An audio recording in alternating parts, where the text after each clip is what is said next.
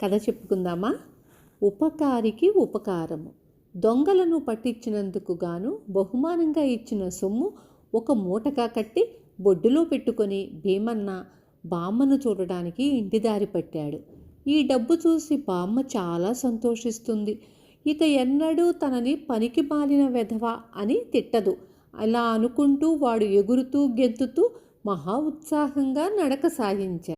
భీమన్న కొంత దూరం వెళ్ళేసరికి దారిలో ఒక కాలవ తగిలింది. ఆ కాలవ చాలా లోతుగా పారుతున్నది. దాని గట్లు చాలా ఎత్తుగా ఉన్నాయి. కాలువకు అడ్డంగా తేలికైన చెక్కల వంతెన వేసి ఉంది. భీమన్న ఉత్సాహంగా గెంతుతూ ఆ చెక్కల వంతెన మీదగా పోయేటప్పుడు వంతెన కాస్త విరిగింది. సగం వంతెన కాలవలో పడిపోయింది, సగం నిలిచి ఉంది. భీమన్న కింద పడిపోతూ అదృష్టవశాత్తు నిలిచి ఉన్న భాగం పట్టుకుని వేలాడసాగాడు. వాడు పైకి ఎక్కలేక వంతెన చెక్క పట్టుకుని అలా వేలాడే సమయంలో అటుగా ఒక సాతాని వచ్చాడు. అతను భీమన్న దుస్థితి చూసి అయ్యో పాపం, అర్భకుడు పెద్ద చిక్కులో పడిపోయాడు అనుకుని సహాయం చేద్దామని వచ్చాడు. అతను భీమన్నతో అబ్బాయి, గట్టిగా పట్టుకొని ఉండు, నేను నిన్ను ఉపాయంగా కాళ్ళు పట్టుకొని ఒడ్డుకు దించుతాను అన్నాడు. సాతాని ఉన్న ఒడ్డున కాలవ మీదకు చొచ్చుకు వచ్చిన రాతి బండ ఒకటి ఉంది. సాతాని దాని మీద నిలబడి చేతులు ముందుకు చాస్తే భీమన్న పాదాలు అందుతాయి. తాను ఇచ్చే ఊపుకు భీమన్న ఒడ్డున పడవచ్చు.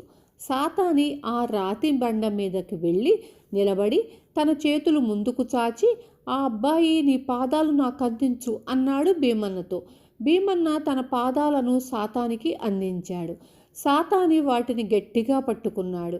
సాతాని చెయ్యి తగలగానే భీమన్నకు కితకితలు వచ్చాయి. వాడు తన కాళ్లను పైకి గుంజుకున్నాడు. భీమన్న కాళ్లను గట్టిగా పట్టుకొని సాతాని కాళ్లను రాతి బండకు అదుముకుంటూ పోయింది.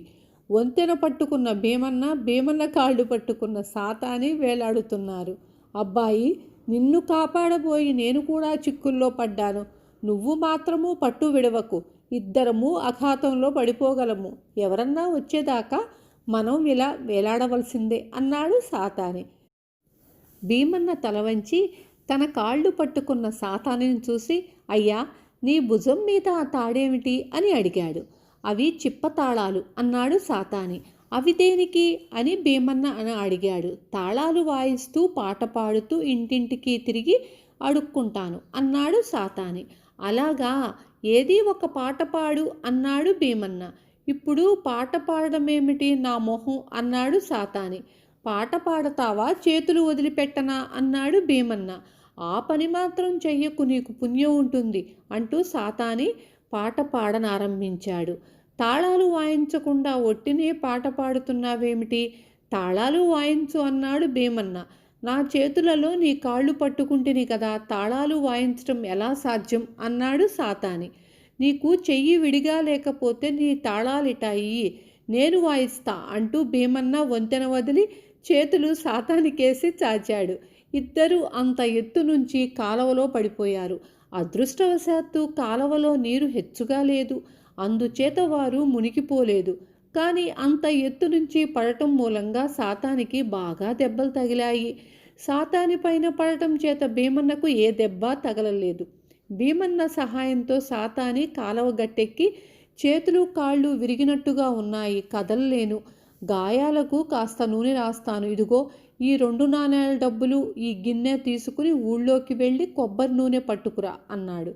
భీమన్న డబ్బులు గిన్నె తీసుకుని ఊళ్ళో దుకాణానికి వెళ్ళి నూనె కొన్నాడు.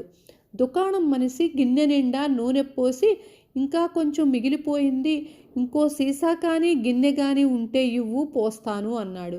భీమన్న నూనె గిన్నె తీసుకుని దాన్ని పరీక్షించి గిన్నె మట్టు కింద కొంత ఖాళీ ఉండటం కనిపెట్టి ఆ మిగిలింది ఇందులో వెయ్యి, ఈ భాగ్యానికి ఇంకో గిన్నె దేనికి అన్నాడు. గిన్నెను బోర్లించాడు.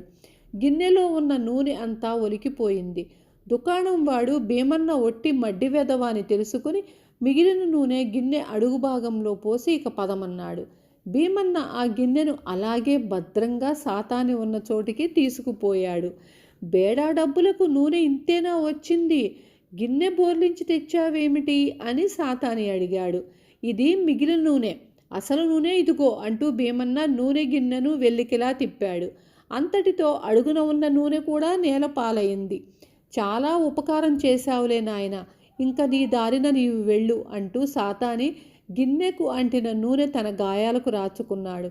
సాతాని తనను మెచ్చుకున్నందుకు సంతోషిస్తూ భీమన్న తన దారిని తాను బయలుదేరాడు. పిల్లలు, రేపు మళ్ళీ ఇంకొక మంచి కథ చెప్పుకుందాం.